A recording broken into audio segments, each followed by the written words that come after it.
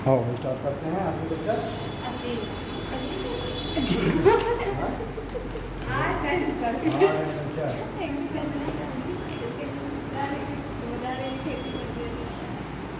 सारे बच्चे में हम लोग देख रहे थे मंदिर निर्माण कला। तो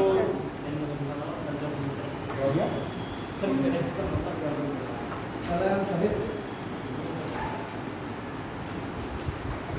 यानी कि हर एक काल में कला के क्षेत्र में जो विकास हुआ, लिटरेचर में जो विकास हुआ, उस सभी को हम लोग इसमें पढ़ते हैं आर्ट एंड कल्चर में, है ना।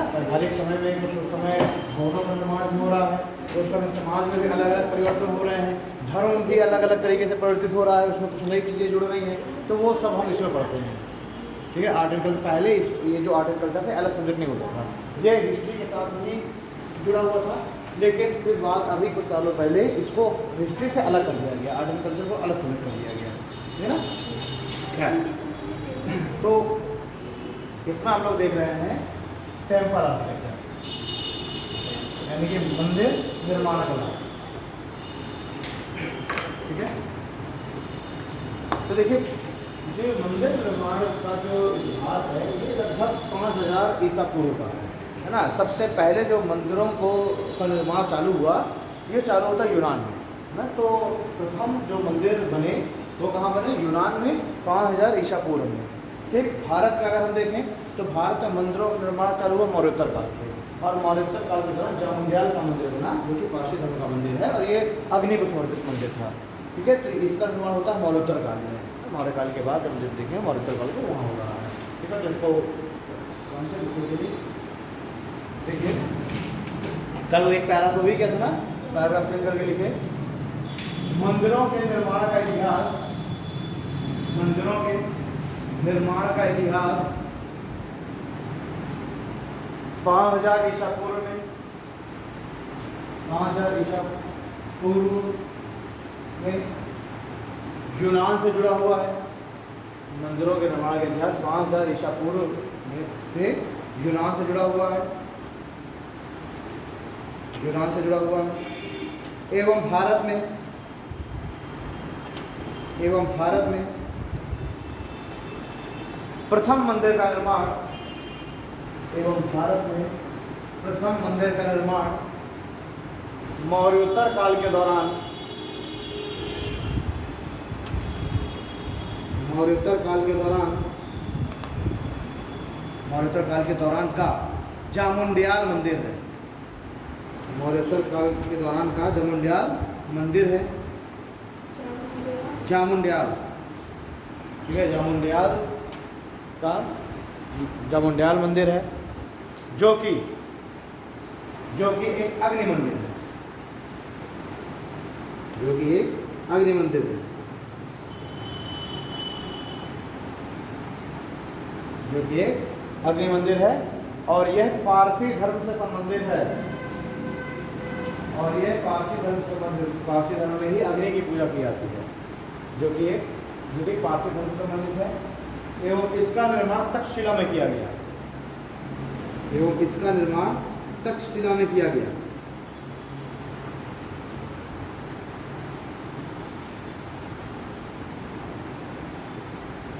ठीक है, वहीं भारतीय उपमहाद्वीप में धार्मिक गतिविधियों के रूप में, वहीं भारतीय उपमहाद्वीप में धार्मिक गतिविधियों के रूप में गुफाओं का प्रयोग, धार्मिक गतिविधियों के रूप में गुफाओं का प्रयोग 4वीं एवं 5वीं सदी ईसा पूर्व से होने लगा था। धार्मिक गतिविधियों के लिए गुफाओं का प्रयोग 4वीं एवं 5वीं सदी ईसा पूर्व से होने लगा था,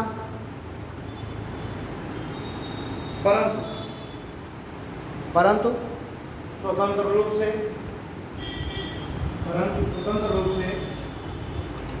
मंदिर निर्माण कला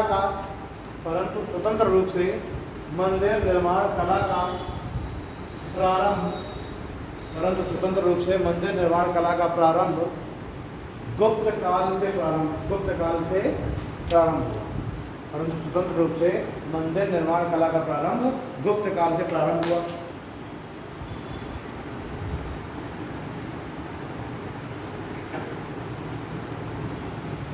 ठीक है, गुप्त काल से प्रारंभ हुआ और गुप्त काल से हम देखेंगे कि ये जो बड़े बड़े जो मंदिर बनने चालू हो गए, इमारती मंदिर, ये गुप्त काल की ही विशेषताएं हैं। इससे पहले जो मंदिर है गुफाओं में कंदराओं में बनाया गया, गुफाओं का कंदराओं का उपयोग किया जा रहा था, तो गुप्त काल के दौरान प्रारंभ हुआ।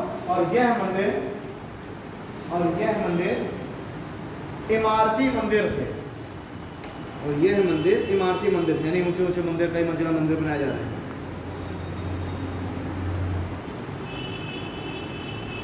ठीक है, और ये मंदिर इमारती मंदिर थे। एवं वर्तमान काल में भी गुफा मंदिर तथा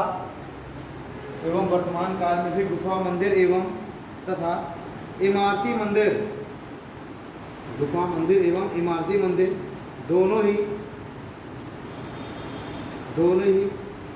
धार्मिक गतिविधियों के रूप में प्रयोग हो रहे हैं, धार्मिक गतिविधियों के लिए प्रयोग हो रहे हैं।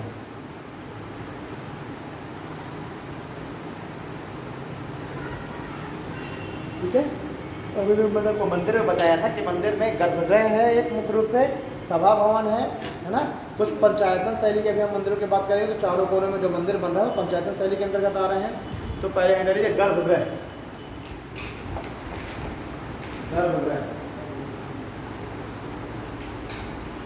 इसे प्रमुख देवी अथवा देवता का निवास स्थल, इसे प्रमुख देवी अथवा देवता का निवास स्थल माना जाता है, प्रमुख देवी अथवा देवता का निवास स्थल माना जाता है।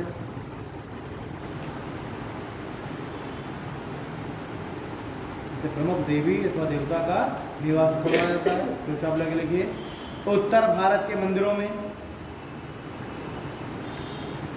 उत्तर भारत दक्षिण भारत दोनों के मंदिरों में बहुत आपस में विभिन्नताएं देखने के लिए मिली। उत्तर भारत के मंदिरों को बिल्कुल अलग आर्किटेक्चर था, दक्षिण भारत के मंदिरों का अलग आर्किटेक्चर है ना। तो उत्तर भारत के मंदिरों में गर्भगृह में मुख्य देवी अथवा देवता के साथ, गर्भगृह में मुख्य देवी अथवा देवता के साथ उनके मुख्य देवी अथवा देवता के साथ उनके पति एवं पत्नियों को भी स्थान मिला है, पति एवं पत्नियों को भी स्थान मिला है।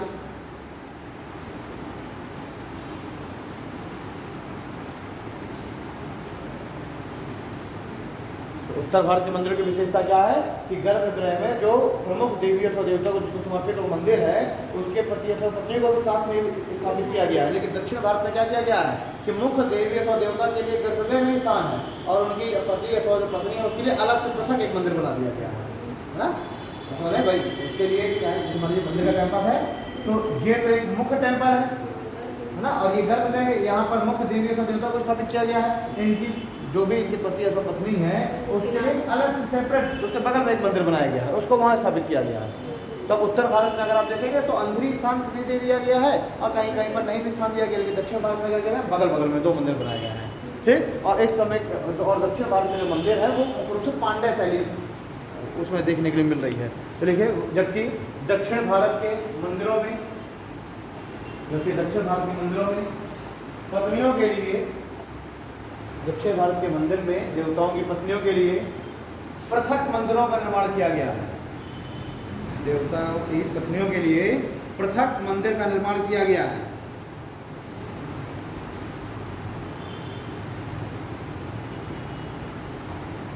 ठीक है, तो स्टॉप लगा के लिखिए, विशेषकर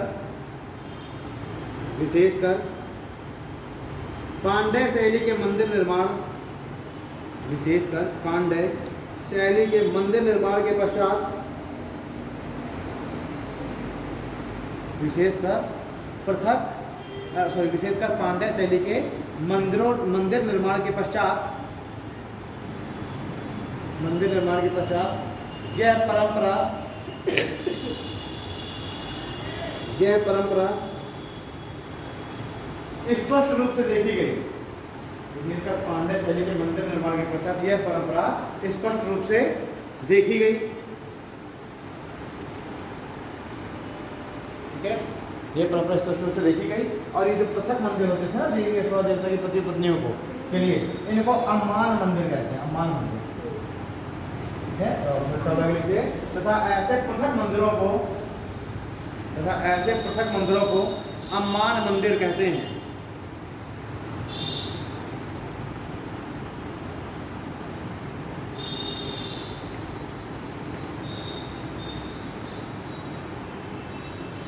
ठीक है, पैराग्राफ चेंज करके लिखिए। दक्षिण भारत के मंदिरों में प्रमुख देवता के मंदिर, दक्षिण भारत के मंदिरों में प्रमुख देवता के मंदिर एवं अम्मान मंदिर के अलावा, प्रमुख देवता के मंदिर एवं अम्मान मंदिर के अलावा, अम्मान मंदिर के अलावा एक और संरचना जिसे कल्याण मंडपम कहते हैं, कल्याण मंडपम, एक और संरचना जिसे कल्याण मंडपम कहते हैं भी पाई गई। एक और संरचना जिसे कल्याण मंडपम भी कहते हैं भी पाई गई। और इसमें कल्याण मंडपम भी कहते हैं, कल्याण मंडपम कहते हैं भी पाई गई। और इसमें इन देवी देवताओं का वैवाहिक, और इसमें इन देवी देवताओं का वैवाहिक समारोह, और इनमें इन देवी अथवा देवताओं का वैवाहिक समारोह का आयोजन किया जाता है।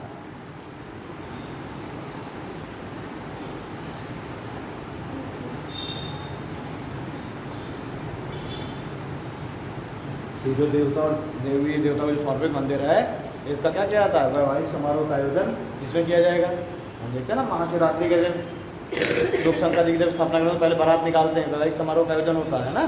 तो ऐसे ही जो जिसको समर्पित मंदिर है उसका वैवाहिक समारोह का आयोजन कराया जाएगा, किसमें? कल्याण मंडपम में, है ना। कल्याण साउथ दक्षिण भारत में कल्याण शादी के लिए कहते हैं, विवाह के लिए कौन सा वर्ड मिलता है? कल्याण। ठीक, तो कल्याण मंडपम हो गया। अब अगला लिखिए सभा भवन, है सभा भवन, सभा भवन।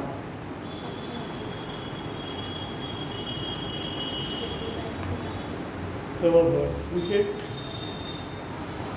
गर्भगृह के सामने ही यह एक उपासना स्थल है। गर्भगृह के सम्मुख ही यह एक उपासना स्थल है। गर्भगृह के सम्मुख ही यह एक उपासना स्थल है। ठीक है, तो चावल आगे लिखिए अगला। कई मंदिरों में ऐसे सभा भवन का आकार, कई मंदिरों में ऐसे सभा भवन का आकार विशाल रखा गया है। कई मंदिरों में ऐसे सभा भवन का आकार विशाल रखा गया है। तो कई मंदिरों में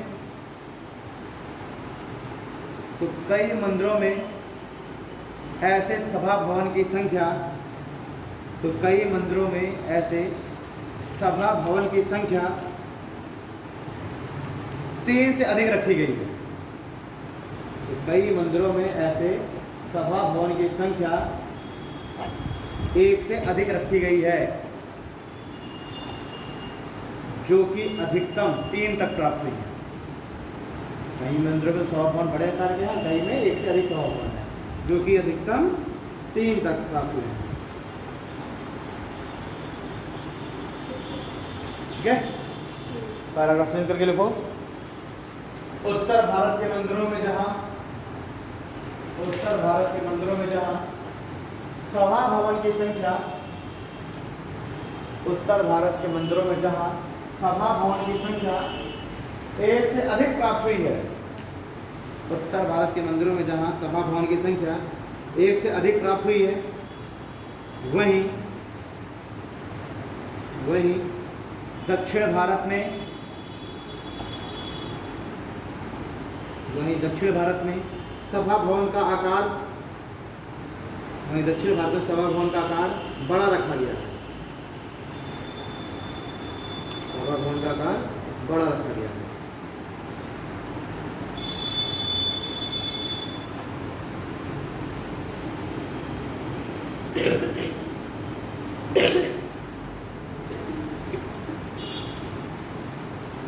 तो जैसे अगर आप उत्तर भारत को देखें तो उत्तर भारत में कुछ मंदिर इस तरीके से स्थापित हुए हैं।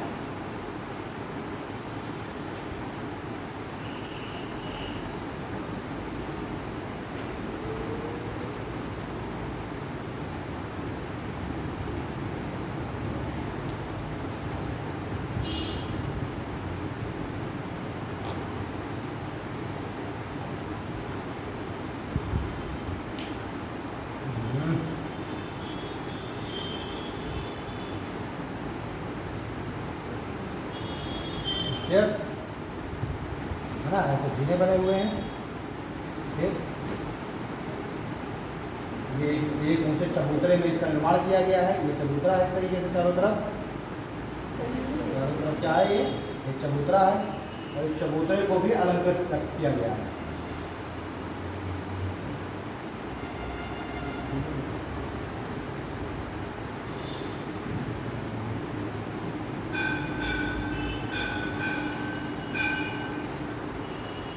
ठीक, इसमें समझने वाली बात क्या है कि इसमें चारों तरफ इसमें इस तरीके से मंदिर बने हुए हैं चारों कोनों में।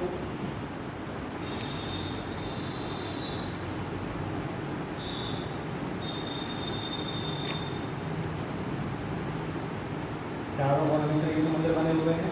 ये क्या है, हनुमान मंदिर। ठीक, बीच में क्या किया हुआ है कि इस तरीके से उत्तर भारत के मंदिर की विशेषताएं हैं। इस तरीके से पहले एक मंडप मिला, इसको कहा गया महामंडप। ठीक है ना, इस पर क्या लगी है, एक ध्वज पताका लगी है।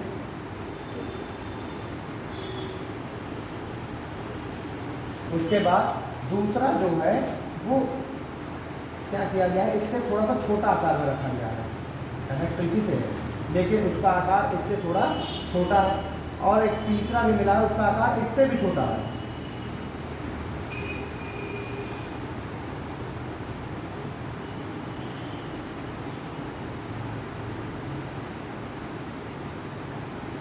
तो इस तरीके से 3 मंडप लगातार मिले हैं। ये महामंडप हो गया, ये मंडप हो गया, और ये जो छोटा वाला जो कहा गया अर्ध मंडप। ठीक, यानी उत्तर भारत के जो मंदिर हैं इनमें 3 मंडप मिले हैं, जबकि दक्षिण भारत के मंदिर में जो मंडप जो सभा भवन है उनका आकार बड़ा है, और उत्तर भारत के मंदिरों में सभा भवन का आकार क्या है, छोटा है, लेकिन एक से अधिक प्राप्त हुए हैं। तो उत्तर भारत के मंदिर में 3 सभा भवन है, और इन सभा भवनों को क्या कहा जा रहा है, महामंडप, मंडप और अर्धमंडप। तो अब आखिरकार क्या कारण है कि उत्तर भारत में जो मंडप है एक से अधिक आकार के मिल रहे हैं, यानी कि यहाँ पर वर्ण व्यवस्था के हिसाब से लोगों को क्या बैठाया जाता रहा होगा।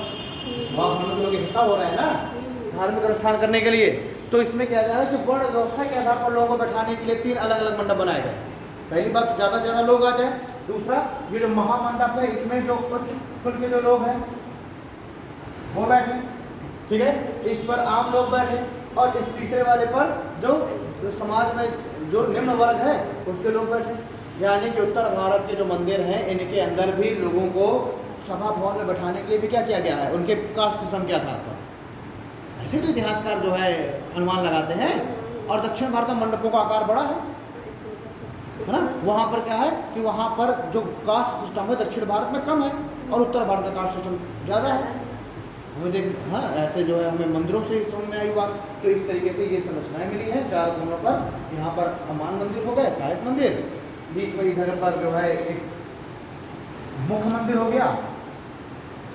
ये क्या है, ये मुख्य मंदिर है, और मुख्य मंदिर के सामने जो है इधर तो अच्छे से फिगर बना हो तो 10 मिनट समझ आएगा, तो समझ लो है ना। तो एक जो है मुख्य मंदिर, उस मुख्य मंदिर के सामने ही क्या बनाए गए हैं, ये सभा भवन बनाए गए हैं, ताकि जैसे मान लीजिए मुख्य मंदिर में पूजा अर्चना हो रही है तो लोग सभी लोगों का तो मुख्य मंदिर में प्रवेश नहीं होगा ना, तो इसका जस्ट दरवाजा क्या होगा, सभा भवन की ओर होगा, और लोग उस पूरे सभा भवन में बैठे होंगे और वहीं से जो अपना दर्शन करेंगे। ठीक, मान लीजिए कोई भी भजन कीर्तन हो रहा है तो यहाँ पर लोग बैठ गए और कास्ट सिस्टम के अनुसार लोगों को बैठा दिया गया, ठीक है ना। तो हाँ, इसमें लिख लीजिए जरा, बनाना है, बनाओगे, इसमें बनाना को बना दिए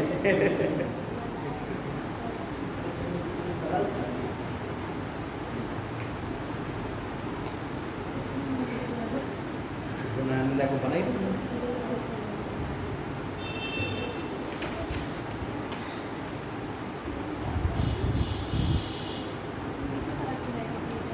केवल इसमें पहले तो भाई डाल दो उत्तर भारत के मंदिर, और उत्तर भारत के मंदिर डालने के बाद फिर बनाना चाहो तो बना लो भाई अपनी। मेन इसमें क्या समझने लगता है बात कि ये क्या किया गया है, ऊंचे चबूतरे में बनाया गया है, ऊंचे चबूतरों को अलंकृत किया गया है चारों तरफ से, चबूतरों में डिजाइन बनाई गई, ये समझने लायक बात है कि उत्तर भारत के मंदिर ऊंचे। अरे तुम चले जाओ खजुराहो गए कि नहीं गए? तो देखिए उस सब का प्लेटफॉर्म बहुत ऊंचा है, 8-8, 10-10 फीट ऊंचाई पर बने हुए और जीने बनाए गए ऊपर चढ़ने के लिए, ठीक। और उसको नीचे आप चबूतरे उसमें देखेंगे जिस बेस पर उसको बनाया गया तो सभी बेसों में डिजाइन बनाई गई है उन सभी चबूतरों में। तो इसमें ये उत्तर भारत के मंदिर सब ऊंचे बेस ऊंचे उस पर बनाए गए हैं, दूसरा उसको चढ़ने के लिए जीने हैं, तीसरा उसमें अगर आप देखेंगे तो एक मुख्य मंदिर है, उसके चारों तरफ मंदिर भी बने हुए हैं छोटे छोटे। आप जब जाएंगे जो उसका वेस्टर्न गोपुर टेम्पल है तो उसका जब आप मुख्य मंदिर में आप जाएंगे तो उसको देखेंगे चारों कोने में मंदिर बने हुए हैं, एक बड़े कैंपस पूरा बड़ा कैंपस है और उसके बीच में एक मुख्य मंदिर है, चारों कोनों पर छोटे छोटे मंदिर है। और जब आप मंदिर में घुसेंगे तो सामने गर्भगृह है, उसके सामने एक बहुत बड़ा सा गलियारा है, वो क्या है, सभा भवन है, ठीक है। तो इसमें यह है कि चार कोनों पर मंदिर बने हुए हैं, ऊंचे चबूतरे पर है और इस तरीके से गर्भगृह है, उसके सामने सभा भवन है। और ये जो मंदिर है इसकी शैली है पंचायतन, इसी को कहते हैं पंचायतन शैली के मंदिर। तो अगर एग्जाम में कभी आता है कि पंचायतन शैली के मंदिरों की विशेषता क्या है तो आप बताएंगे कि पंचायतन शैली के मंदिरों में मंदिर ऊंचे चबूतरे पर बने होते हैं, चबूतरे अलंकृत होते हैं, चारों कोनों पर 4 सहायक मंदिर होते हैं जिन्हें अमान मंदिर बोल देते हैं या सहायक मंदिर बोल देते हैं, ठीक है। सामने गर्भगृह होता है, गर्भगृह के सम्मुख सभा भवन होते हैं, सभा भवन एक से अधिक संख्या में होते हैं और इन सभा भवनों को संभवतः वर्ण व्यवस्था के आधार पर लोगों को बैठाने के लिए ऐसे सभा भवन बनाए गए हैं।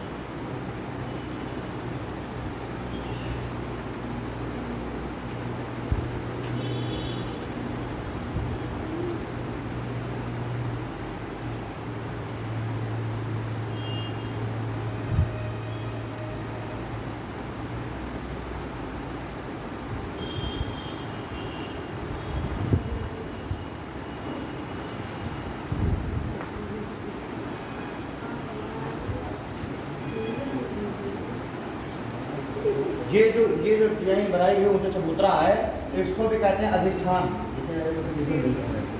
ये जो ऊंचा चबूतरा है इसको क्या कहा जा रहा है, अधिष्ठान, ठीक। ये जो इस तरीके से जो ये बनाया गया है ये है शिखर, इसे कहा जा रहा है शिखर। ये क्या है, पताका। तो अब जो ये अलग अलग जैसे मान लीजिए सभा भवन 3-4 है तो एक में तो लगी हुई है पताका, एक में ऊपर इस तरीके से कलश लगा दिया था, कलश देखो मंदिरों में लगा हुआ ऊपर इस तरीके से कलश, पंचायतन शैली, ठीक है ना। और एक में कुछ और जैसे त्रिशूल जैसी डिजाइन का नहीं लगा होता मंदिरों के ऊपर, त्रिशूल जैसे इस तरीके उसको कहा मान लीजिए जैसे लगा अमालिका, अमालिका, ठीक है। अब जो सभा भवन है सभा भवन भी थोड़ा सा हल्का सा ऊंचाई पर बनाए जाते थे, ये तो एक पूरा का पूरा कैंपस है ऊंचाई पर, और जो सभा भवन है इनमें भी हल्की ऊंचाई दी जाती है 1-8 जीने की, है ना। तो किस तरीके से इसको कहा जाता है जगाती। सभा भवन जिस प्लेटफॉर्म पर बना हुआ है उसको क्या कहा जा रहा है, जगाती, जगाती। तो सभा भवन जिस प्लेटफॉर्म पर बना है उसको जगाती कहा जा रहा है। पूरा का पूरा मंदिर जिस प्लेटफॉर्म पर बना है उसको अधिष्ठान, ठीक है। ये आपके अमान मंदिर सहायक मंदिर हो गए, गर्भगृह हो गया, उसके सामने सभा भवन हो गया, सभा भवन जगाती में बना हुआ है। ऊपर 3 सभा भवन है, तीनों में अलग अलग डिजाइन बनी हुई है, एक में पताका लगी हुई है, एक में कलश, एक में अमालका।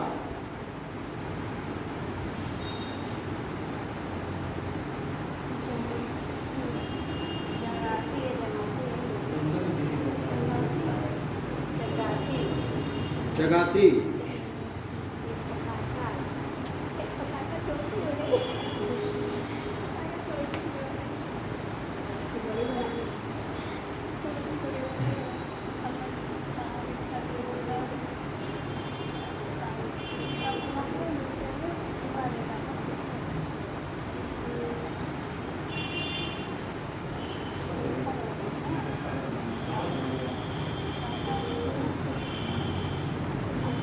हैं? हाँ? ये लिखा हुआ है कि इसमें जैसे ये जो है पहला वाला, इसमें उच्च कुल के लोग बैठे बैठे हैं, ब्राह्मण समुदाय के, है ना, क्षत्रिय समुदाय ऐसे लोग। तो ये आपका ये क्या है, ये है मुख्य मंदिर।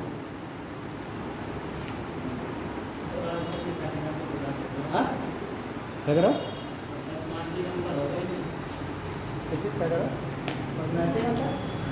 इसे,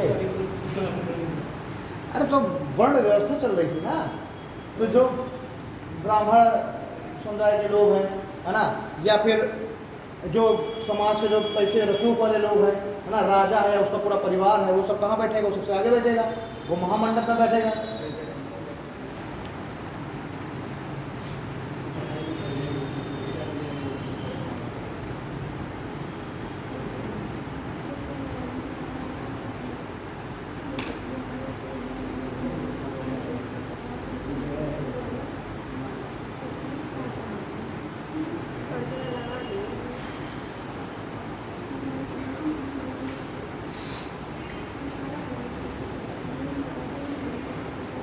अब इतनी जल्दी से चित्र नहीं हो सकता।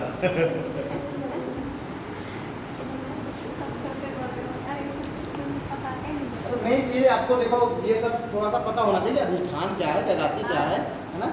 बस ये आपको थोड़ा सा इससे एक रफली आपको आइडिया मिल जाएगा कि उत्तर भारत के सभी मंदिर एक ऊंचे उसमें प्लेटफॉर्म पर बनाए गए हैं। उस प्लेटफॉर्म को कहा जा रहा है अधिष्ठान।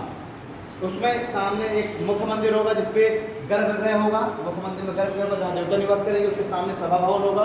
सभा भवन 3 हिस्सों में बटा हुआ, महामंडप, मंडप, अर्धमंडप। महामंडप में अलग तरह के लोग, इसमें अलग, इसमें अलग।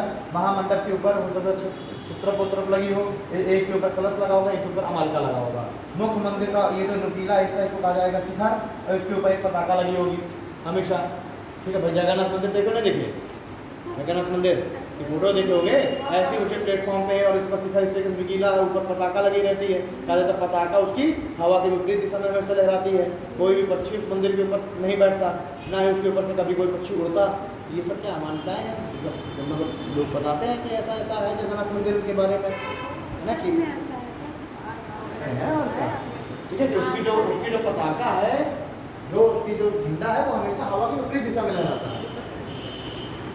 उसमें जो है पक्षी क्यों नहीं जाते? उसके उस मंदिर के ऊपर कभी पक्षी नहीं बैठते। अरे बात ये भी हो सकता है कि ये मैंने कल आपको जगन्नाथ मंदिर क्या बताया था, मैग्नेटिज्म है ना इन सबके अंदर।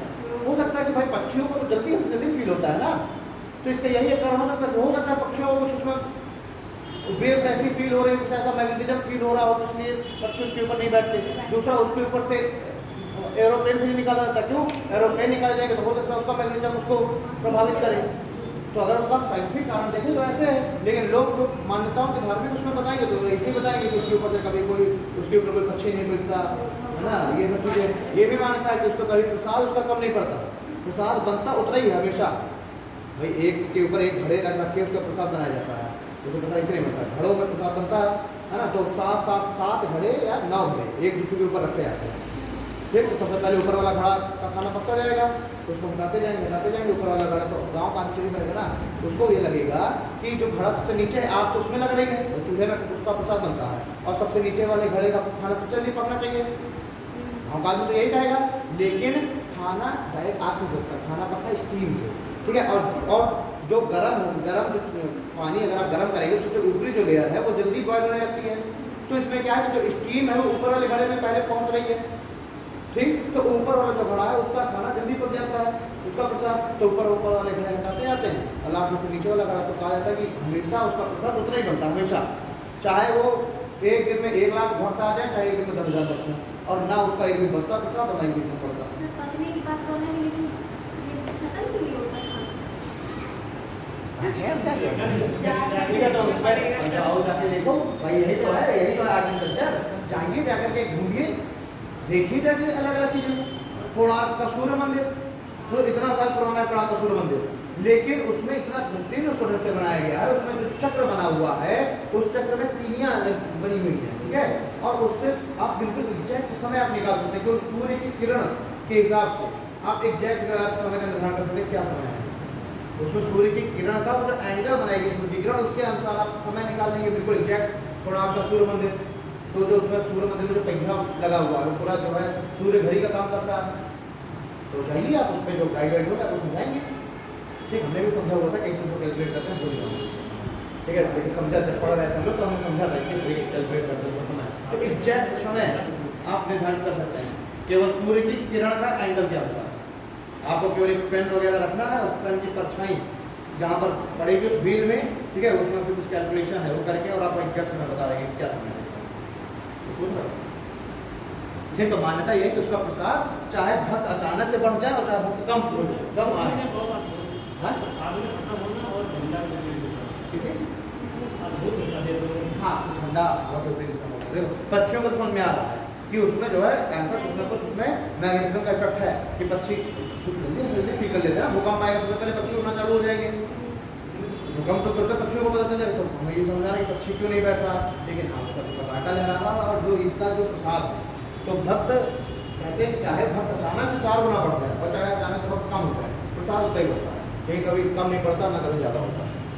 ज़्यादा ही हाँ लाना है का वापस है, ठीक है। और जो है चाहिए जाकर के सब चीज़ों को देखो। अब जैसे ताजमहल है, ठीक है, तो ताजमहल को आप जब देखेंगे उसके दरवाजे के बाहर से, जैसे उसको गेट लगा हुआ दरवाजे के बाहर से देखेंगे तो आपको ताजमहल छोटा दिखाई देगा। जस्ट अब दरवाजे के आप अंदर आते हैं ताजमहल आपको बड़ा दिखाई देगा।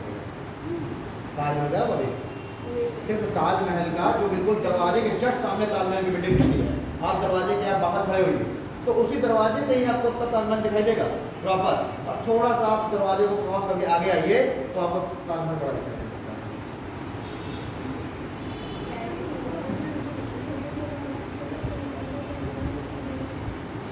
ताजमहल का निर्माण कौन सी ईयर में हुआ था? 1527 में।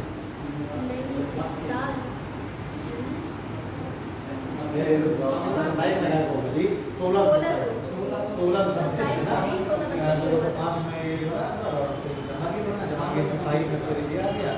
हाँ, लगभग 32 में या 34 में ऐसे कुछ। देखो जरा गूगल करो तो उसके बारे में एक चीज़ बताना। देखो ताजमहल का निर्माण कब पूरा हुआ? 1632 में कंप्लीट हुआ है।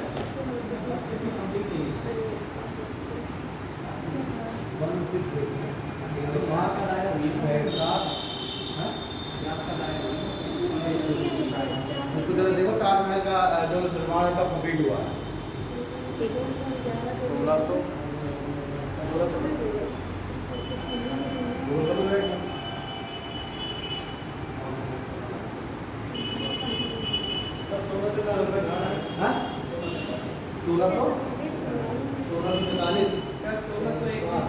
ठीक है 1643। इसमें देखो 1643 है ना, देखो 1643, ठीक है। इसमें जितने भी फाउंटेन्स लगे हुए हैं और जितने भी इसमें पार्क बने हुए हैं छोटे छोटे, वो सब बने हुए हैं 7+7 में।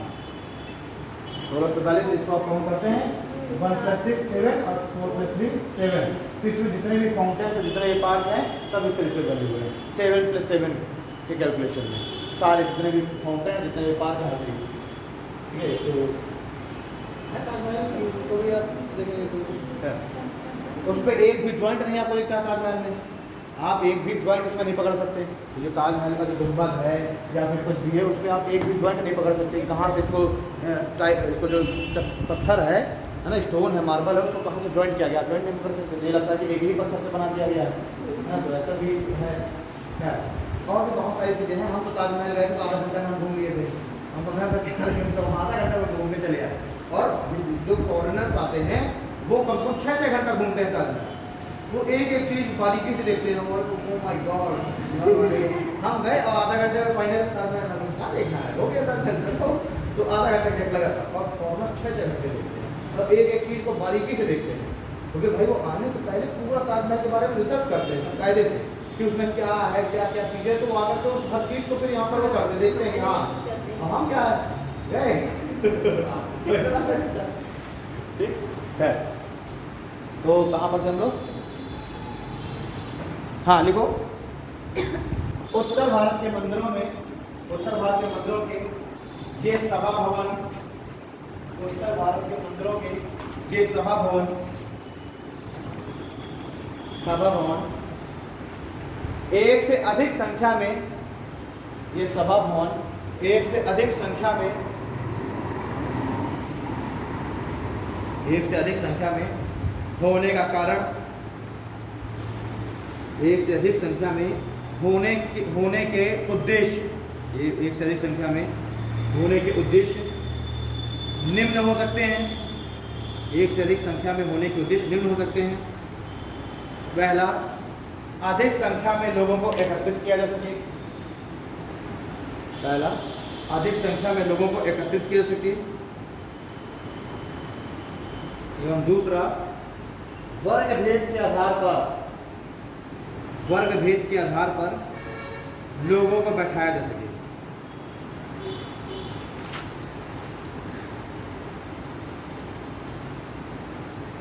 ठीक है, अब हम शिखर, वर्ग भेद के आधार पर लोगों को बैठाया जा सके। ये शिखर, ये शिखर।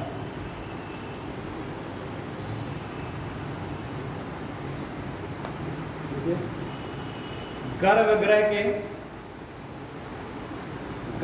के ऊपरी भाग को, गर्भगृह के ऊपरी भाग को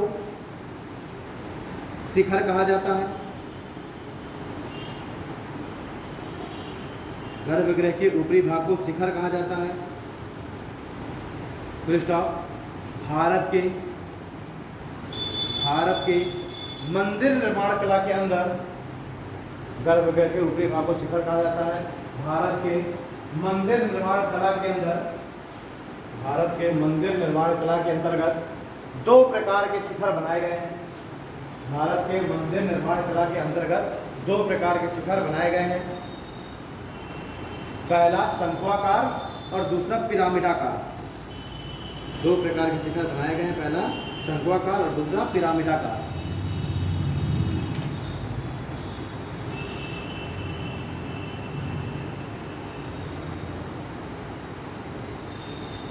ठीक है ना। पिरामिडाकार, पिरामिड याद आता है। ये डायरेक्ट से लीजिए। शंक्वाकार शिखर, शंक्वाकार शिखर उत्तर भारत के मंदिरों की विशेषता है। शंक्वाकार शिखर, शंक्वाकार मतलब इस तरीके से शिखर जो बनाया जाता है ऐसे, है ना। तो आप देखेंगे सारे आपको शिखर ऐसे दिखाई देते हैं ना, शंक्वाकार। और शंक्वाकार शिखर उत्तर भारत के मंदिरों की विशेषता है। जबकि पिरामिडाकार शिखर, दक्षिण भारत के मंदिरों की विशेषता है। जबकि पिरामिडाकार या पिरामिडानुमा शिखर दक्षिण भारत के मंदिरों की विशेषता है। चलिए स्टॉप आगे लिखे। दक्षिण भारत के शिखर विमान कहलाते हैं। दक्षिण भारत में शिखर विमान कहलाते हैं।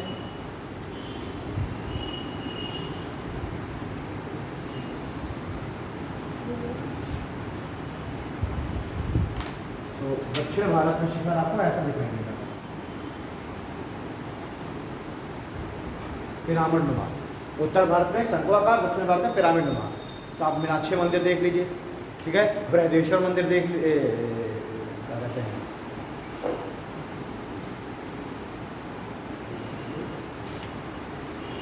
कौन सा मंदिर आज आप एक बोला गया था जब उसको,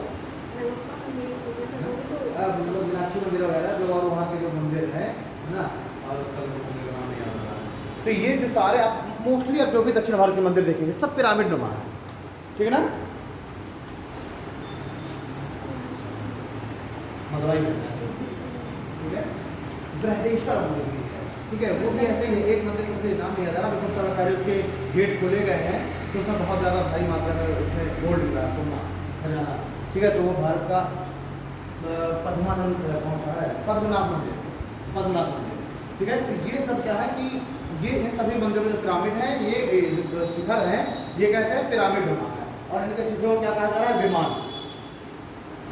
और देखिए एक और दोनों के ये जो शिखर हैं, इनमें एक और कंपैरिजन है उत्तर भारत दक्षिण भारत में, कि उत्तर भारत के जो मंदिर हैं ये बिल्कुल सिंपल है, इनमें किसी भी तरीके का अलंकरण दिखाई नहीं देता। लेकिन दक्षिण भारत के मंदिरों में अलंकरण बहुत ज़्यादा है। आप गूगल करिएगा, दक्षिण भारत के मंदिर खोलिएगा तो जितने भी उसमें विमान दिखाई देंगे, शिखर दिखाई देंगे, सब में डिजाइनें बहुत बनी हैं, बहुत टिपिकल उसमें चित्र बने हुए हैं, मूर्तियाँ बनी हुई हैं। ठीक है, तो इसको भी ले लीजिए पैराग्राफ करके या उसी के साथ में लिख लीजिए। ये उत्तर भारत के शिखर, उत्तर भारत के शिखर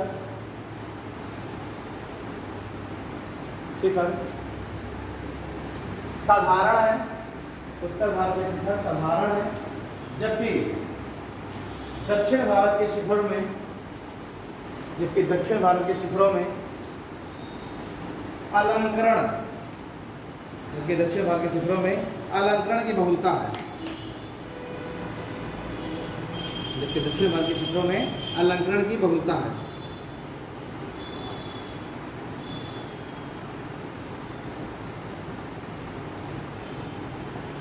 ठीक है, दक्षिण भारत के मंदिर, दक्षिण भारत के मंदिर। अगर उत्तर भारत के मंदिर ऐसे दिख रहा है ना, काफ़ी सारे इसमें सभाभवन वगैरह है ना, एक बहुत बड़ा टेम्पल है। ये देखिए दक्षिण भारत में थोड़ा सा इसमें परिवर्तन है।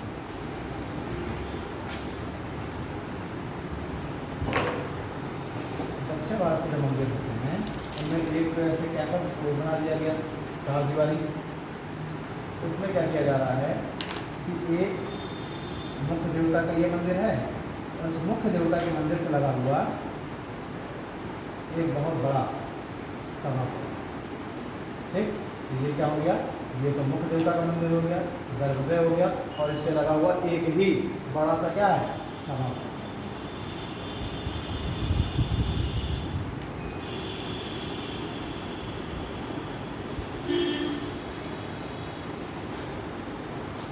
ठीक, तो ये आपका हो गया मुख्य मंदिर, और सभा भवन एक ही दिख रहा है ना। ठीक है, और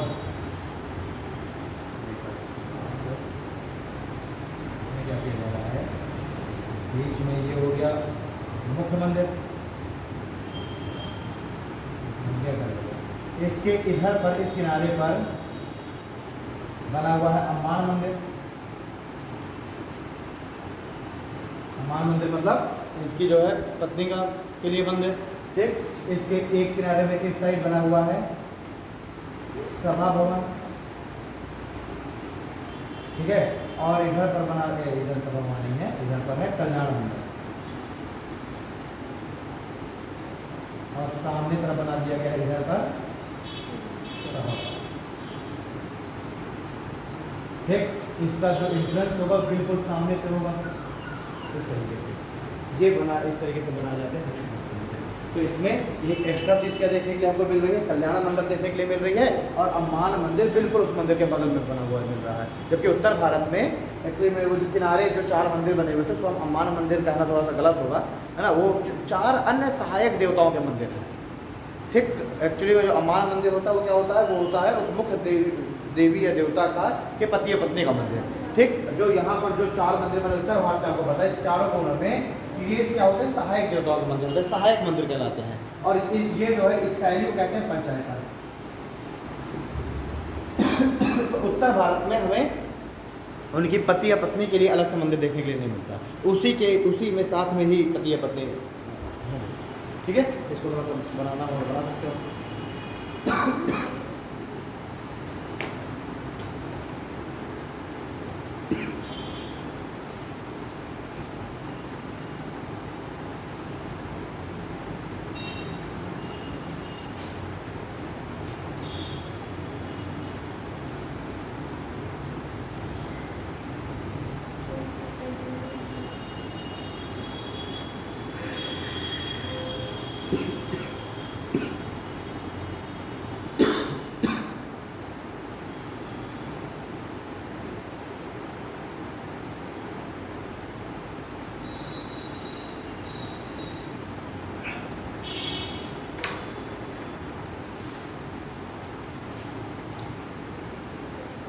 इसको बनाना, इसको ना बनाना, इसको भी एक चीज़ और बना।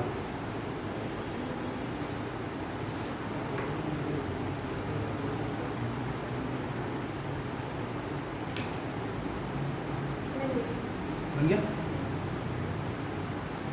उत्तर भारत के मंदिरों में क्या है कि प्रवेश द्वार एक ही दिया जा रहा है, ठीक है ना, प्रवेश द्वार एक ही दिया जा रहा है। दक्षिण भारत के मंदिरों की एक विशेषता और भी थी कि चारों कोनों में प्रवेश द्वार दिए गए हैं, चारों कोनों में प्रवेश द्वार दिए गए हैं, लेकिन ये जो सामने जो प्रवेश द्वार है ये सबसे मुख्य है, और इस प्रवेश द्वार में एक गोपुरम का निर्माण किया गया है। जो प्रवेश द्वार होता है उसको कहा जाता है गोपुरम, और यहाँ दक्षिण भारत के मंदिरों में प्रवेश द्वार को बहुत ज़्यादा अलंकृत कर दिया गया है। उत्तर भारत का मंदिर आएंगे प्रवेश द्वार बहुत सिंपल सा होगा, ठीक।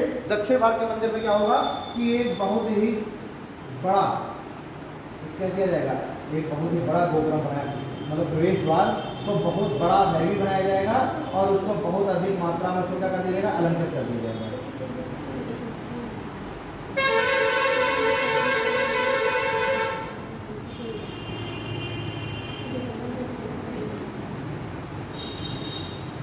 तो इस तरीके का एक क्या बनाया जाएगा, एक गोपुरम बनाया जाएगा, और ये एक्चुअली में क्या है, ये प्रवेश द्वार है ये। तो प्रवेश द्वार को बहुत हैवी बनाया जाएगा। हम लोग क्या करते हैं, हमने प्रवेश द्वार बनाया, उसके ऊपर बस हम सिंपल सा ऊपर लगा, भाई घरों में तो हम जैसे बनाए ना प्रवेश द्वार, गेट लगा के उसके ऊपर इसे नहीं बना देते। यहाँ पर जो मंदिर का प्रवेश द्वार है उसको बहुत हैवी बनाया, कुछ इस तरीके से बनाया था, बहुत हैवी, बहुत बड़ा, ये बहुत बड़ी संरचना, उसको बहुत ज़्यादा अलंकृत कर दिया था। देवी देवताओं की यहाँ पे मूर्तियाँ लगा दी जाएंगी, हाँ, बहुत हैवी कंस्ट्रक्शन होगा, बहुत इसको अलंकृत किया जाएगा, सजाया जाएगा, और इसी में क्या होगा, इस तरीके से गेट लगा होगा अंदर जाने के लिए। जैसे आप एंटर कर गए, यानी इस जगह पर ये बना है, मान के चलिए ये है, ये बड़ी संरचना ऐसे बना हुआ है, इससे आप प्रवेश करके गए अंदर गए तो आपको क्या मिल गया, सभा भवन मिल गया, इसको आप क्रॉस करते हुए चले गए तो यहाँ पर सामने क्या है, आपको मुख्य मंदिर मिल गया। मुख्य मंदिर में बीच में क्या बना है, गर्भगृह, गर्भगृह के बगल में अम्मान मंदिर। अच्छा, इसमें एक चीज़ ये भी किया गया है कि ये जो मुख्य मंदिर है इसको भी तरीके से घेर दिया गया है, एक दीवार से इसको भी घेर दिया गया है, और इसमें भी एक मुख्य, जब आप यहाँ सभा भवन से आएंगे तो यहाँ पर भी एक गेट लगाया गया है, एक द्वार लगाया गया है। तो ये क्या हो गया, ये हो गया आंतरिक प्रांगण, है ना, आंतरिक प्रांगण है ये, और इस आंतरिक प्रांगण के गेट है, और ये क्या है, बाह्य दीवार है, ये बाह्य दीवार है। इस बाह्य दीवार में चारों दिशाओं में 4 गेट होंगे, 4 गेट लगे होंगे। ये 3 गेट तो सिंपल होंगे, लेकिन सामने वाला जो मुख्य गेट होगा वो बहुत हैवी कंस्ट्रक्शन होगा इसका, ठीक, बहुत अधिक अलंकृत होगा, उसको हम क्या कहते हैं, गोपुरम। तो ये भी आपको याद रखना है, ये भी पूछने जाने वाला क्वेश्चन है कि दक्षिण भारत के मंदिरों में जो प्रवेश द्वार है उसको किस नाम से जाना जाता है, तो गोपुरम के नाम से जाना जाता है। दक्षिण भारत के मंदिरों के जो शिखर है उसको किस नाम से जाना जाता है, शिखर को विमान, ठीक है ना। अम्मान मंदिर कहाँ की विशेषताएं हैं, दक्षिण भारत के मंदिरों की, ठीक है, अम्मान मंदिर दक्षिण भारत के मंदिर की। जबकि पंचायतन शैली के मंदिर कहाँ दिख रहे हैं हमें, उत्तर भारत में। पंचायतन शैली में मुख्य रूप से क्या है इंपॉर्टेंट, कि उसके 4 कोनों में 4 मंदिर बने होते हैं, पंचायतन शैली। सर ये किस शैली से बनते हैं, मुझे बात है किस शैली, ये इसमें अलग, ये वैसे मुख्य रूप से द्रविड़ शैली है इसमें, है ना, लेकिन इसमें पांड्या शैली भी मिल जा रही है, लेकिन है मुख्य रूप से द्रविड़ शैली है। उत्तर भारत के मंदिर नागर शैली से, दक्षिण भारत के मंदिर द्रविड़ शैली से। अभी हम शैलियों को देखेंगे ना, अभी हम देखेंगे, अभी शैलियाँ भी देखेंगे, इनमें भी अंतर है। नागर शैली, अभी तो नागर शैली पढ़ेंगे उसमें पता होगा क्या डिफरेंस है, ठीक है, हो गया तब।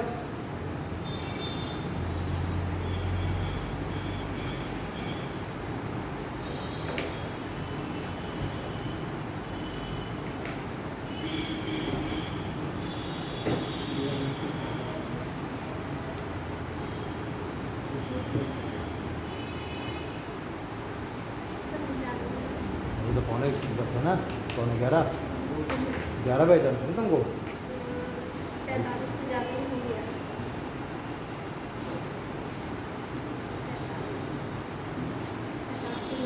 एक क्लास अभी इसके लिए और लगेगी, तो उसमें हम लोग सारी कल तो सर ये आर्ट एंड कल्चर है नहीं, कल संडे है। कल मॉडर्न हिस्ट्री को उसका तो लगा दी, कल वो लगे हैं क्या, सी सेट फर्स्ट मीटिंग में सेट है, सेकेंड मीटिंग में मॉडर्न हिस्ट्री में मेरे ख्याल से भक्ति और सूफिया दोनों है क्या, ये ट्राइब कृषक या जनजातीय विद्रोह होगा या फिर सूफिया भक्तिया दोनों होगा।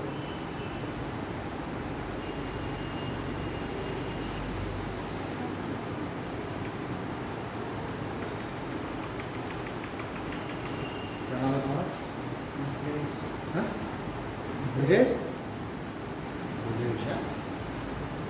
ग्रेजुएशन हो गया? क्या किया ग्रेजुएशन? क्या किया ग्रेजुएशन? BA BSc?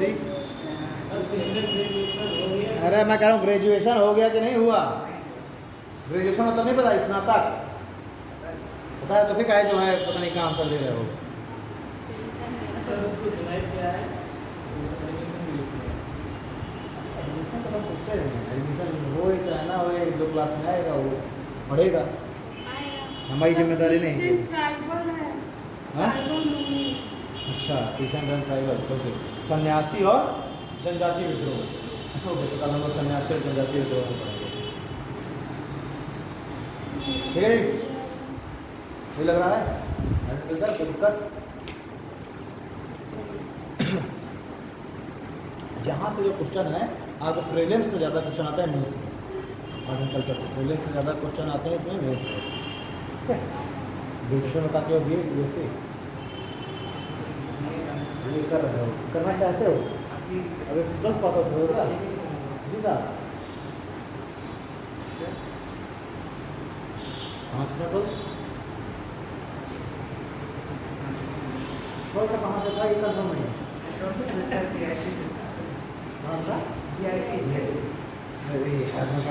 ट्वेल्थ कहाँ से किया हो तो मेरा कंफर्म नहीं है।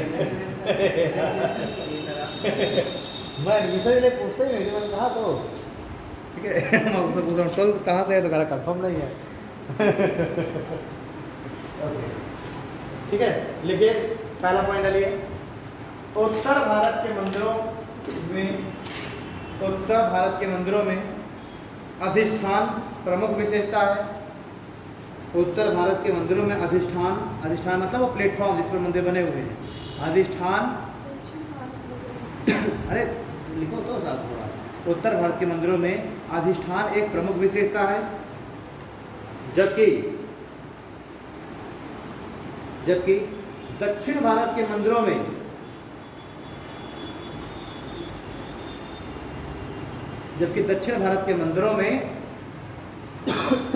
अधिष्ठान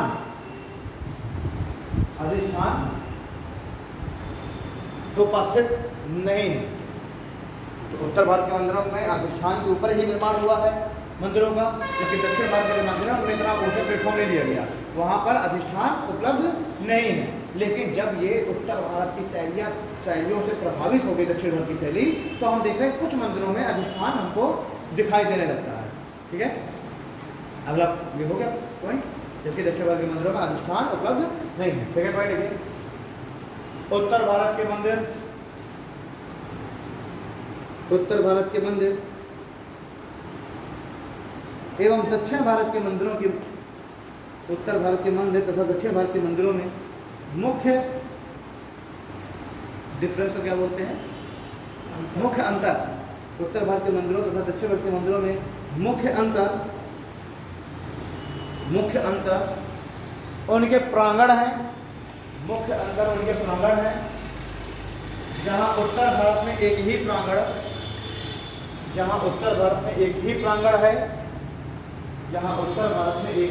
है, वहीं दक्षिण भारत में दो प्रांगण बाह्य तथा आंतरिक प्राप्त होते हैं।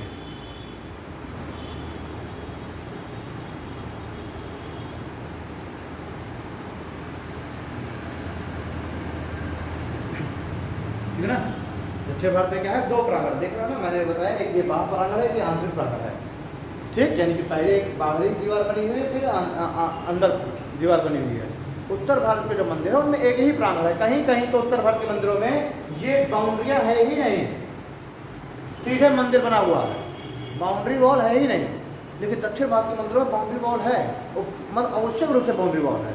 बिना बाउंड्री वॉल के कोई मंदिर बनाया गया वहाँ पर, हर एक बाउंड्री में क्या ऊंची ऊंची बाउंड्रियाँ लगी हुई हैं, ठीक? जबकि उत्तर भारत के मंदिर में सीधे मंदिर है, डायरेक्ट कोई बाउंड्री वॉल है ही नहीं, ठीक? तो इसका एक ये भी हम इससे एक वो लगा सकते हैं कि एक सामाजिक प्रतिबंध को दिखा रहा है। ये जो बाउंड्री वॉल है क्या है? एक सामाजिक प्रतिबंध को दिखा रहा है कि हर एक व्यक्ति यहाँ अंदर प्रवेश न कर जाए, लोगों को रोकने का प्रयास किया जाता है। देख रहे हैं ना, बहुत सारे दक्षिण भारत के मंदिर हैं, कोई महिलाओं को प्रवेश वर्जित करे है, तो कोई जो है निम्न जाति वालों का प्रवेश वर्जित करे है ना। तो इसमें क्या है कि दक्षिण भारत के मंदिरों में आवश्यक रूप से बाउंड्री वॉल बनाई गई है, जो कि सामाजिक प्रतिबंध को दिखा रहा है कि हर एक व्यक्ति का यहाँ प्रवेश नहीं दिया जा रहा है और लोगों सेलेक्टिव लोगों को प्रवेश दिया जा रहा है। यही तो हो सकता है, या फिर एक ही हो सकता है सुरक्षा की दृष्टि से। दो ही कारण हो सकते हैं बाउंड्री वॉल बनाने के, या तो सुरक्षा या तो सामाजिक प्रतिबंध। ठीक, ओके।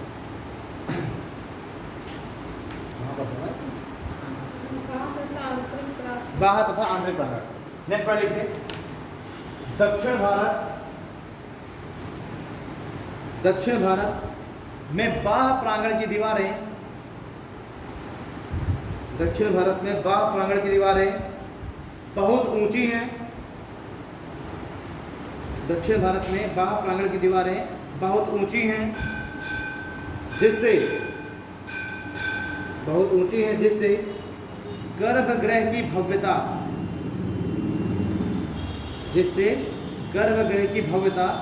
नष्ट हो रही थी, जिससे गर्भगृह की भव्यता नष्ट हो रही थी। वहीं इसी भव्यता को बनाए रखने के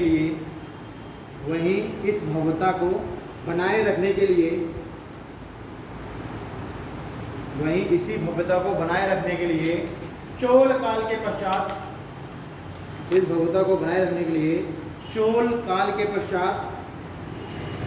मंदिर के प्रवेश द्वार का आकार, बड़ा होता चला गया। मंदिर के प्रवेश द्वार का आकार बड़ा होता चला गया और यह गोपुरम कहलाए।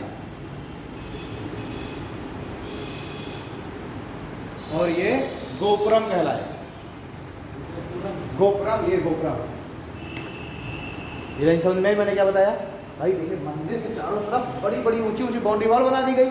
तो अब जो मुख्य मंदिर है, उस मुख्य मंदिर को इतना अलंकरण करके तुमने बनाया है, वो बाहर से क्या दिखेगा ही नहीं। तो भव्यता क्या हो गई, नष्ट हो गई ना। लोगों की बाउंड्री वॉल दिख रही है ऊंची। ठीक, तो अभी इसी चोल काल के पश्चात क्या किया गया, कुछ चोल काल में भी निर्माण होने लगे, है ना। तो चोल काल के पश्चात और चोल काल के समय में क्या किया जाने लग गया कि बाउंड्री तो ऊंची रखी गई, क्योंकि वो तो एक सामाजिक प्रतिबंध को दिखा रहा है, सुरक्षा की दृष्टि से इंपॉर्टेंट है। लेकिन मंदिर को बहुत भव्य दिखाने के लिए गोपुरम का आकार बड़ा भव्य कर दिया गया। चोल काल से पहले इतने भव्य गोपुरम नहीं दिख रहे थे, और जब भव्य गोपुरम नहीं दिख रहे थे तो बाहर से तो सिंपल मंदिर दिख रहा था, अंदर भले कितना भी अच्छा हो। तो इसी भव्यता को दिखाने के लिए चोल काल से क्या बनने चालू है, गोपुरम, ताकि जो एंट्री पॉइंट है उसको बड़ा भव्य कर दिया जाए। तब लोग बाहर से गोपुरम देख के क्या हो जाएंगे, बिल्कुल मोटिवेट हो जाएंगे कि यार अंदर मंदिर और बेहतरीन होगा जब गोपुरम इतना अच्छा है। तो ये चोल काल के बाद से गोपुरम पर बहुत खास ध्यान दिया गया।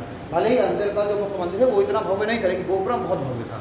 ठीक, कई मंजिला इमारत था गोपुरम में, और बहुत बेहतरीन इसमें अलंकरण किया गया था।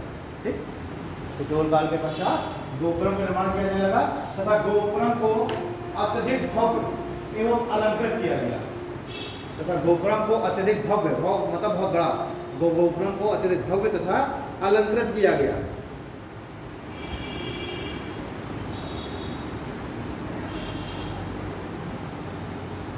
ठीक है, अब लिखे प्रदक्षिणा पथ।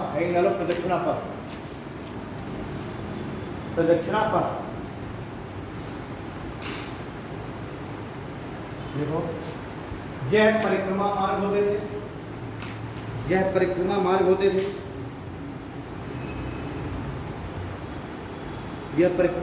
थे, आगे लिखिए, प्रदक्षिणा पथ 3 प्रकार के पाए गए हैं।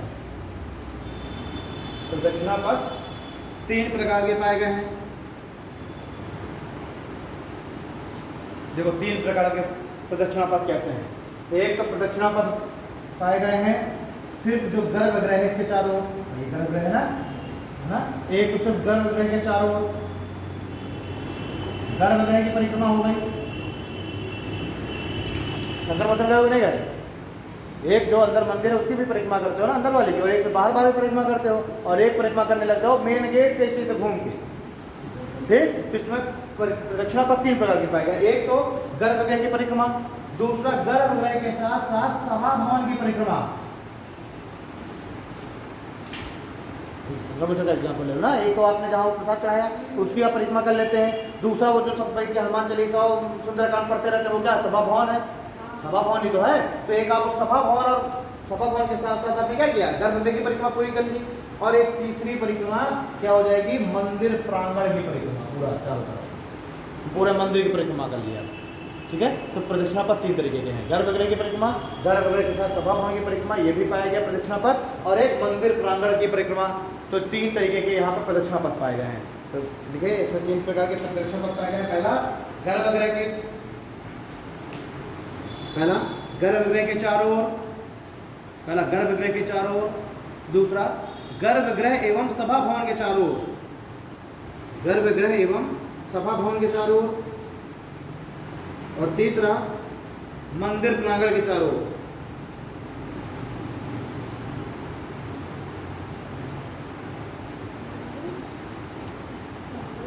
मंदिर प्रांगण के चारों ओर।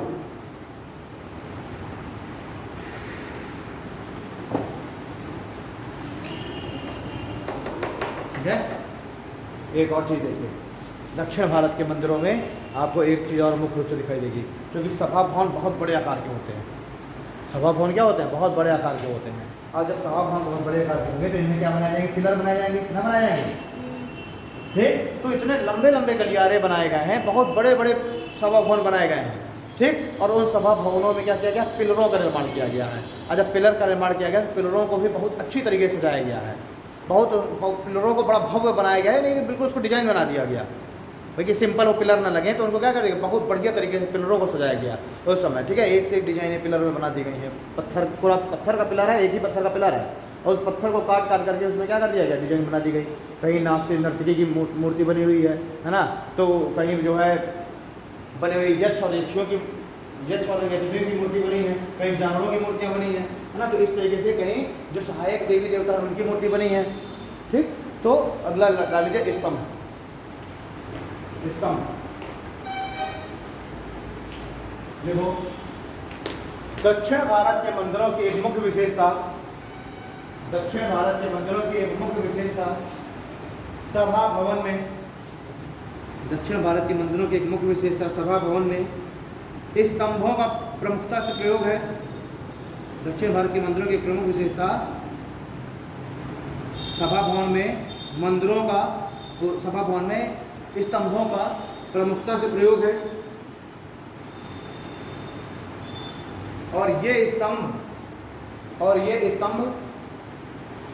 सभा भवन में ही बनाए गए हैं, और ये स्तंभ सभा भवन में ही बनाए गए हैं।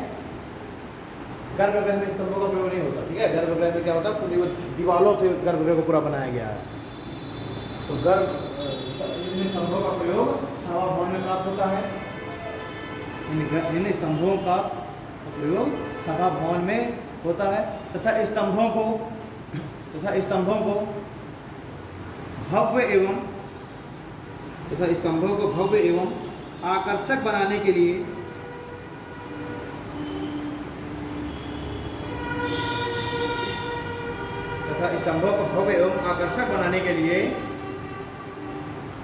अलंकरण का प्रयोग किया गया है।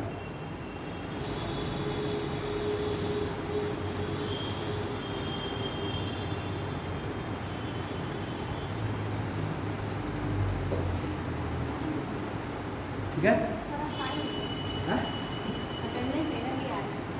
अटेंडेंस नहीं लगी, वो चली भी गई जो है, वैसे भी इतने लोग आते हो उसको भी चले गए, उसकी अटेंडेंस कोई और एक लोग कर देगा पुनीता की। अभी नीचे आना ऑफिस पे तो जो कर देना यार, कुछ बच्चे बुला दो, स्टूडेंट्स को बुलाओ, क्या दो आओ यार, जो है क्लास होता है, स्टूडेंट नहीं आ रहे हैं, पका किसी दिन जो है चेकिंग होने वाली, किसी भी दिन हो सकती है जिस दिन हो गई तो उस दिन बढ़िया हो जाएगी। रजिस्ट्रेशन के लिए बोला है सबको, तो रजिस्ट्रेशन तो नए बच्चों का ना, ये तो पुराने भी 2-3 हफ्ते की जो क्लास बची तो पुराना शेड्यूल हो जाए ना, तो वो बच्चे, उन बच्चों को आना चाहिए जो पुराने शेड्यूल में थे। नया जब से होगा तब देखा जाएगा। फोन करना का काम है, हमारा काम नहीं है, फोन ऑफिस वाले करें बाबू। तो दिल दिए देखो देखिएगा। हमसे कहते हैं बच्चों ने कहाँ दिखाए हैं। ठीक है, देखो एक चीज़, जो ये स्तंभ है एक्चुअली जो ये स्तंभ निर्माण है ये इस्लामिक कला से इस्लामिक स्थापत्य कला है, इससे प्रभावित होकर के आया है। लेकिन जो मंदिर में जो स्तंभों का प्रयोग हुआ ये बड़े अलंकृत हैं, जबकि इस्लामिक स्थापत्य कला में जो स्तंभों का प्रयोग किया गया वो बहुत सादे स्तंभ प्रयोग किए गए हैं। ठीक, तो वहाँ पर सादे स्तंभों की मान्यता है। आप जाएंगे अगर बड़ा इमाम बाड़ा जाइए, बड़ा इमाम बाड़ा में जाते उसकी मुख्य विशेषता क्या है, कभी बड़ा इमाम बाड़ा नहीं गए? बड़ा इमाम बाड़ा बहुत बड़ा कैंपस है, जैसे सभा भवन होते हैं वैसे ही क्या है, बहुत बड़ा कैंपस है। लेकिन उसकी मुख्य विशेषता ये कि एक अभी स्तंभ नहीं है उसका, कैसे बनाया था? पिलर ही तो है आर्किटेक्चर, मतलब काफ़ी बड़ा एरिया है। और सोचो कितनी बड़ी छत किसी बिना पिलर के सपोर्ट के, कितने सालों से एक भी पिलर नहीं उसमें बने, ये उसकी मुख्य विशेषता है। तो आप जो है वहीं पर आप छोटा जो इमाम बाड़ा है, जबकि उसमें छोटे इमाम बाड़ा पिलर्स हैं, तो उसमें आप देखेंगे पिलर बहुत सिंपल है, प्लेन पिलर है।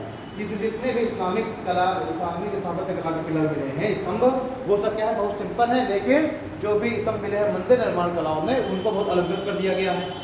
ठीक है ना? तो लिखिए इसके साथ, इन स्तंभों का अलंकरण के लिए, इन स्तंभों के अलंकरण के लिए इनमें पशु पक्षियों, इन स्तंभों को अलंकृत करने के लिए इनमें पशु पक्षियों, बेल बूटों एवं नर्तक तथा नर्तकियों की, बेल बूटे जानते हो क्या होता है?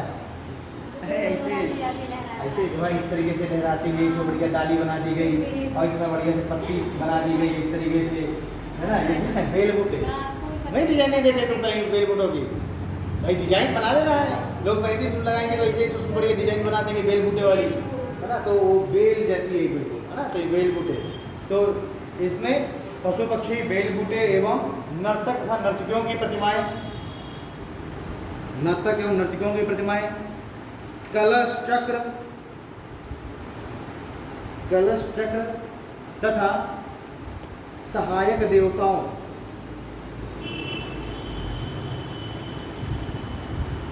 कलश चक्र तथा सहायक देवताओं आदि की आकृतियां बनी हुई, आदि की आकृतियां बनाई जाती हैं।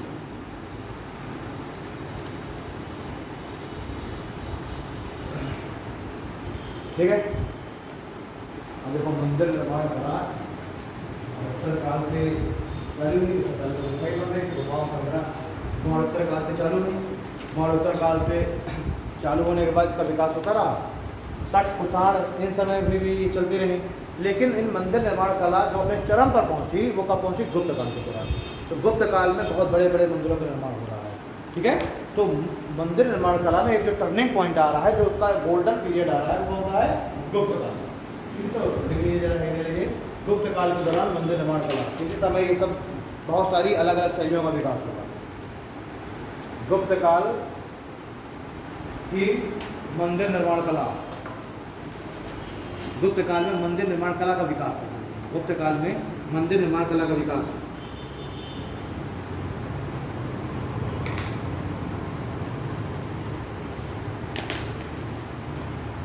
ठीक है?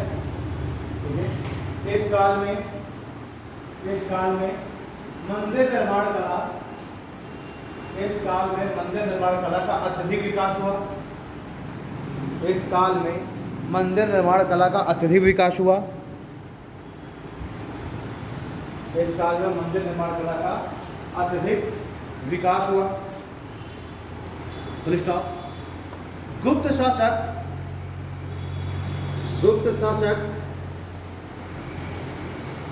की जगह शासकों कर दो। गुप्त शासकों ने ब्राह्मण धर्म को प्रश्रय दिया।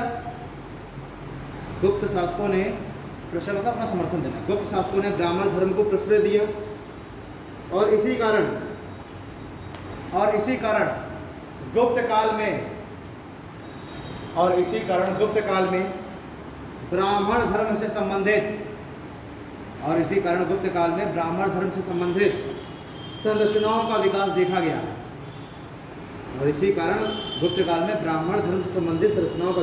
गया।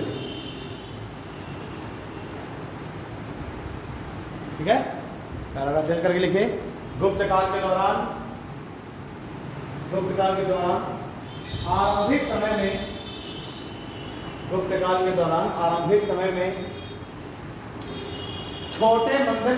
छोटे मंदिरों का निर्माण किया गया था। गुप्त काल के दौरान आरंभिक समय में छोटे मंदिरों का निर्माण किया गया था, जिनमें सभा भवन का भी अभाव था।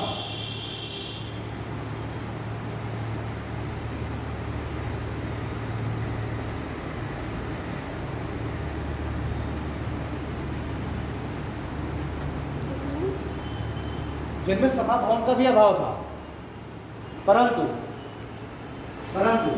बाद के काल में इसी गुप्त काल के दौरान ही, बाद के उत्तर गुप्त में है ना,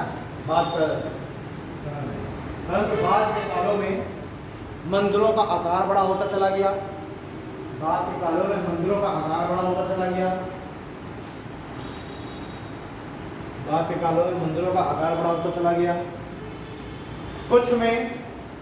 कुछ में बाह्य दीवार का भी निर्माण किया गया। तो इस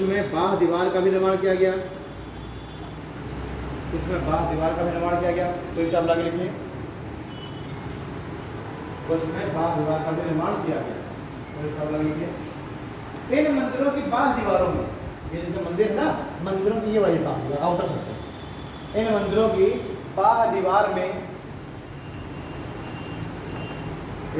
बाह्य दीवार में दुर्गा की प्रतिमा, दुर्गा प्रतिमा, गंगा यमुना देवियां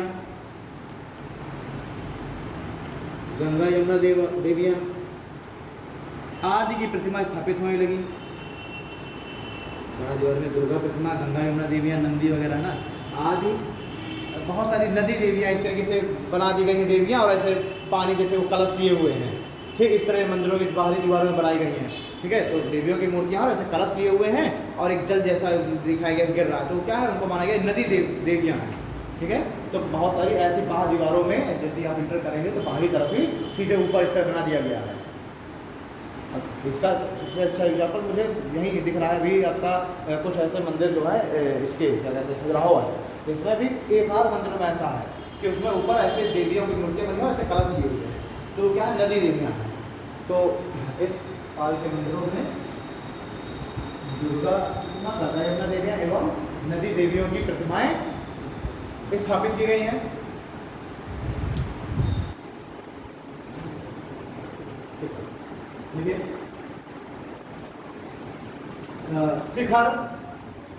शिखरों की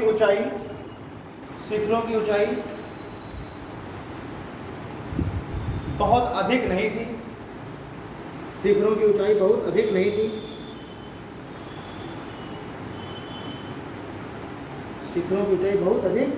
थी। फिर फुल स्टॉप लगाइए, लिखिए। इस काल में गर्भगृह के भीतर मुख्य रूप से दो देवता,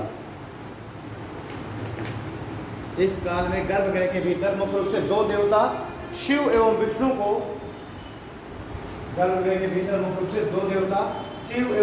को, जबकि देवियों में, शिव और विष्णु को जबकि देवियों में मुख्य रूप से पार्वती को स्वीकार किया गया है। देखिए जरा गुप्त काल के प्रमुख मंदिर।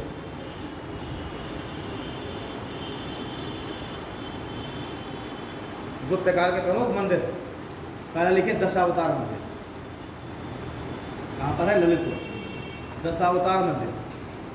ठीक है, दूसरे लिखो देवगढ़ का मंदिर।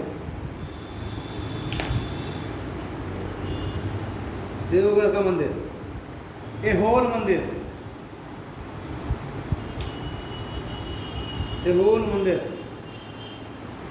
देखिए एहोल मंदिर के बाद मुरैना का 64 योगिनी मंदिर।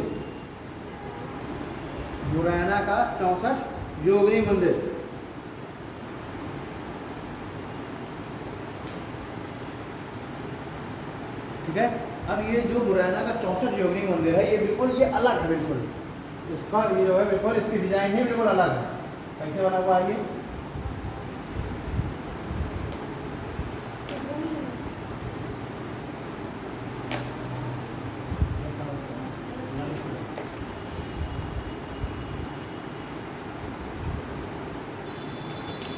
ऐसे मुरैना का 64 योगी मंदिर, ठीक है। किस शेप में है? थोड़ा गोलाकार शेप में है और उसमें क्या दिए हुए हैं, पूरे में स्तंभ लगे हुए हैं, ठीक। तो ये बिल्कुल एक अलग है, मुरैना का 64 योगी मंदिर गोलाकार बनाया गया है, ठीक है। ये मुरैना का 64 योगी मंदिर। ऐसे भीतर गांव का भी मंदिर है ना, इसी समय का। नचना कोठार का भी मंदिर है, ठीक है। गुप्त काल के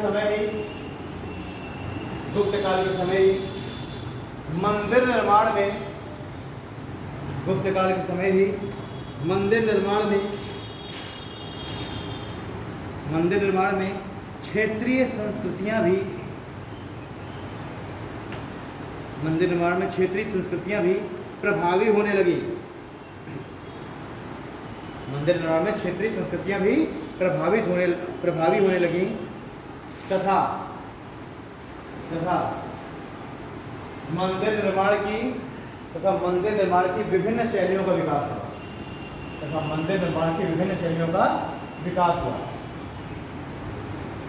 पहली नागर शैली, मंदिर निर्माण की विभिन्न शैलियों का विकास हुआ। नागर शैली, बेसर शैली और द्रविड़ शैली। मंदिर निर्माण की विभिन्न शैलियों का विकास हुआ। नागर शैली, बेसर शैली और द्रविड़ शैली।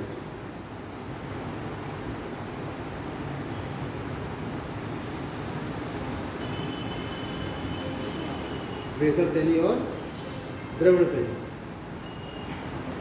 अब देखो,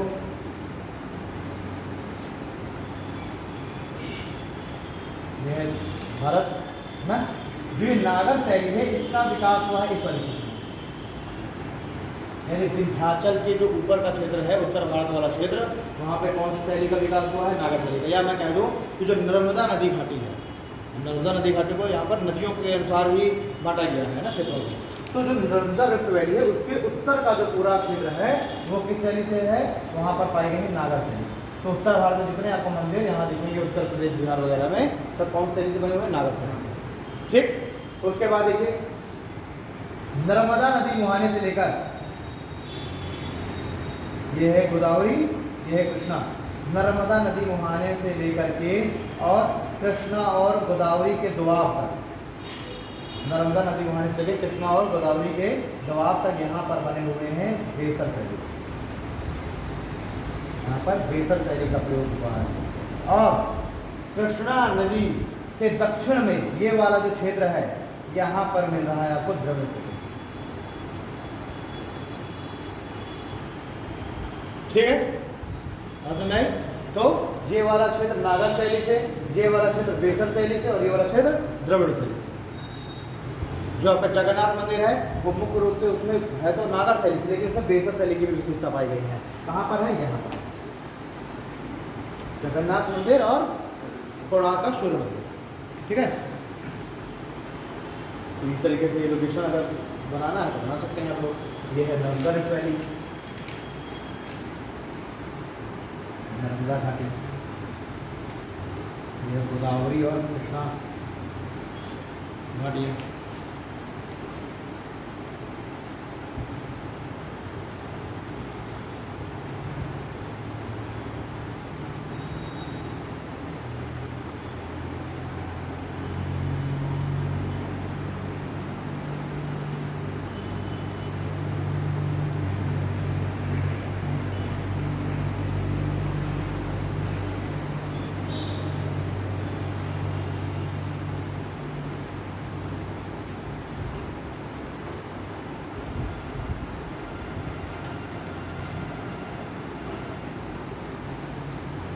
इसी को क्या कहा जा रहा है? Black pagoda. और ये है आपका व्हाइट पगोडा। ब्लैक पगोडा को कह रहे हैं कोणार्क, और व्हाइट पगोडा कह रहे हैं पुरी, जगन्नाथ पुरी। तो ये मुख्य रूप से ये नागर शैली के मंदिर हैं। ठीक है, अच्छा नागर शैली ही बाद में जाकर के कुछ और शैलियों में विभाजित हो गई। तो नागर शैली के अंतर्गत एक और शैली आ रही है जिसको हम कह रहे हैं उड़ीसा शैली। उसमें सारी जो उसमें स्पेशलिटीज़ हैं, विशेषताएं हैं, वो है नागर शैली की, लेकिन फिर भी क्षेत्रीय अलग अलग वो भी उसमें भी उसको कैटेगराइज कर दिया गया ना। तो नागर शैली के अंतर्गत ही एक और शैली का विकास है जिसको कहा गया उड़ीसा शैली, और उसी उड़ीसा शैली से बने हुए ब्लैक पगोडा, व्हाइट पगोडा। ठीक, तो अगर ऑप्शन में आपसे उड़ीसा शैली नहीं दिया हुआ है तो नागर शैली सही होगा, अगर उड़ीसा शैली दिया हुआ है तो फिर उड़ीसा शैली लगा देंगे। ठीक है, और भी बंद कर लियो तो समझ आ गया कि क्लास बंद हो रही है। ठीक है जी, तो ये जो शैलियाँ हैं यहाँ से भी अच्छे क्वेश्चन बनते हैं। तो हम लोग कल नेक्स्ट क्लास में इन सभी शैलियों की बात कर लेंगे और मस्जिद निर्माण कला की बात करेंगे। ठीक, तो ये शैलियाँ कंप्लीट करा देंगे, और जो मस्जिद निर्माण कला है उसमें उसको वो बहुत ज़्यादा उसमें वो नहीं है ना, मंदिर निर्माण कला बहुत ज़्यादा बड़ा टॉपिक है। तो आधा घंटे में मस्जिद निर्माण कला हो जाएगी और आधा घंटे का टॉपिक कंप्लीट हो जाएगा आर्किटेक्चर। उसके बाद देखते हैं मुग़ल सल्तनत और मुग़ल के समय की कुछ शैलियों को देखेंगे, कलाओं को देखेंगे। ठीक है जी, बहुत हंसी आ रही, क्या बात है। मिलते हैं अगली क्लास में।